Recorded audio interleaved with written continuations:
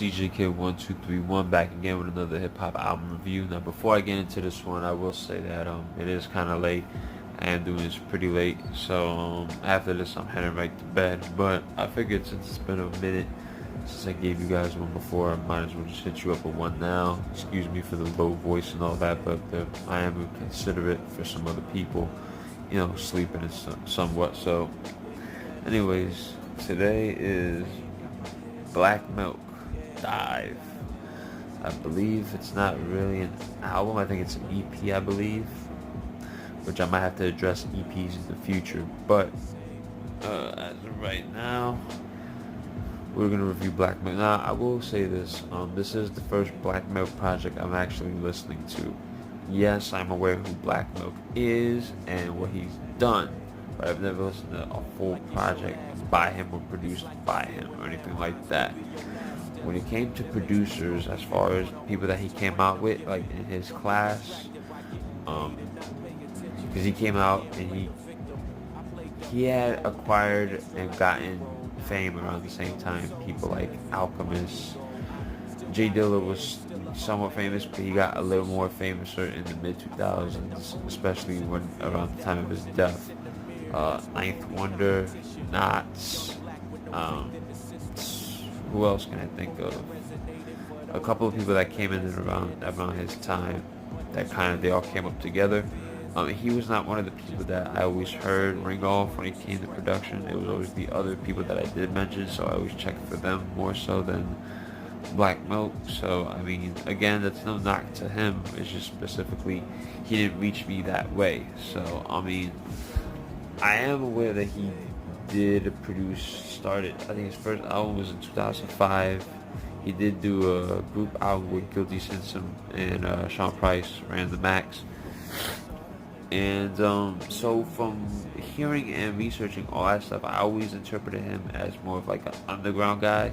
So I always pictured his sound, his style of beat making, like his beats to be a little bit not boom bapish per se, but like something in the vein of like a Knots, a Dilla, or a Ninth Wonder, where all of them, they still had a teeny hint of boom bap in their beats.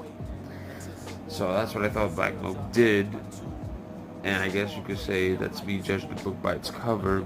But when it came into this album / EP, that isn't what I got, which was what was shocking, especially knowing all the work that Black Milk has done, or at least that I've heard from him as far as reputation wise. Like, okay, he's worked with a lot of underground guys, so obviously this is one of your everyday basic underground producers. He's gonna have his own style to him, but there's gonna be a hint of boom bap in there somewhere. With this EP, it's very smooth sounding throughout. It's only 11 tracks, and all the beats sound very accessible to your casual fan / commercial rap fan. Like, some of these songs can be played on the radio, and that's what kind of threw me off again, being that I figured he was an underground artist. But what is underground nowadays, right? What is anything nowadays? Like, hip-hop has changed and the rules have changed so much that anything could be labeled anything and sound like something else completely. So at the end of the day, that's what it is. It's a very smooth sounding album throughout. Again, if you ever see me turning my head, it's because I'm looking at the notes. Yes, like I said, it's very accessible. So that's one thing. It's very accessible as far as like beat wise. So you're already gonna obtain like commercial fan or casual fans' ears just by the beats on here. But what's gonna really grab them is the deep, full rhymes that he does spit on this project, and the fact that he does talk about problems of self-doubt, certain things in the black community, problems that you may have around you, whether it comes from your inner self or your friends or so-called family that would backstab you for whatever personal gain they have. And basically, one thing I do want to say is that this may be I may get cooked for this, but his voice is kind of like, it's a really good voice, but it's just that the way he delivers it is like he's just talking, he's spitting bars on his talking voice. There's no up and down, there's no like dynamic, like it's just him spitting at like this baritone of the voice. It's just this note. He's spitting meaningful, deep lyrical rhymes, but with just one note in mind. Just this right here. He doesn't pitch it up or lower it down. It's just this right here. I think he does sing in some hooks, so I guess that's a bit of versatility. But beyond that, and then not only that, some of the beats, because I know he's producer, so he produced this whole thing. Some of the beats are like, I think two of the instrumental beats that are on here. First of all, there's 11 tracks, and you have two instrumental tracks on here. I really don't need them. I could deal without them. But I will say there is some Mos Def influence sprinkled onto this project. I will say that. More so black on both sides, Mos Def, than Yasin Bey, Mos Def that we have now. So, I mean, with all that said, we also have some features, basically more so on the vocal R&B side, because he's gonna handle all the rapping, of course. You have Sam Austin, BJ the Chicago Kid, Mad, which is M-A-H-D, I think that's like Mad, and Phil Swish.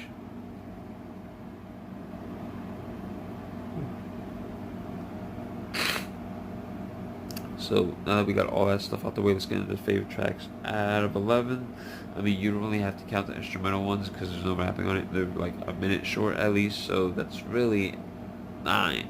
So out of 9 tracks, I like 4 tracks.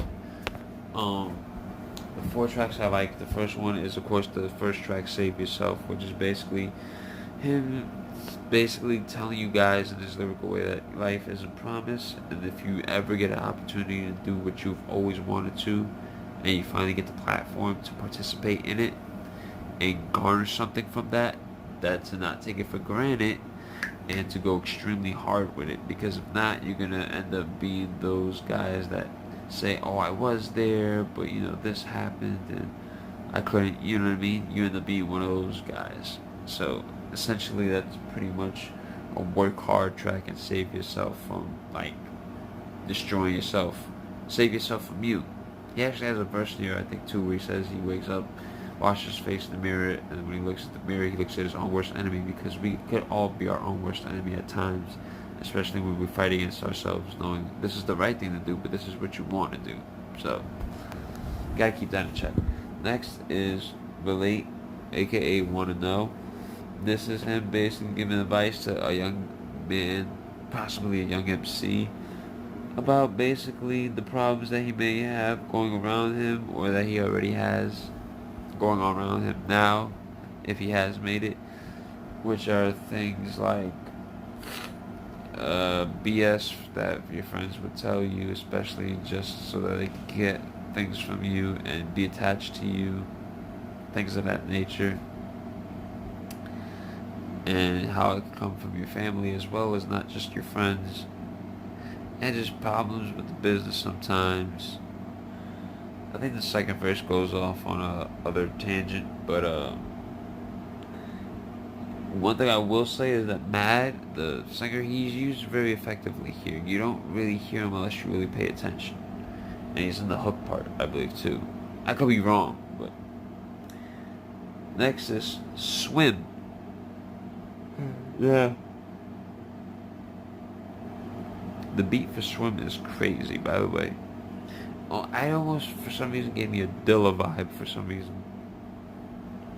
But this is him basically talking about, at least in a piece of the verses, and basically saying, alright, well, if you come into this game, you either are going to try to follow the trends, which is like dope for the moment, or you're going to take the risk to try to be something that's you, be yourself, go through all the hardships, but have a longer lasting career because of it. Are you going to sink or swim? That's essentially the question. And the second verse of this song, I think he goes off on another like tangent that's not relatable to the first story in the first verse. So, but yeah, that beat is amazing. So I like it just off the beat.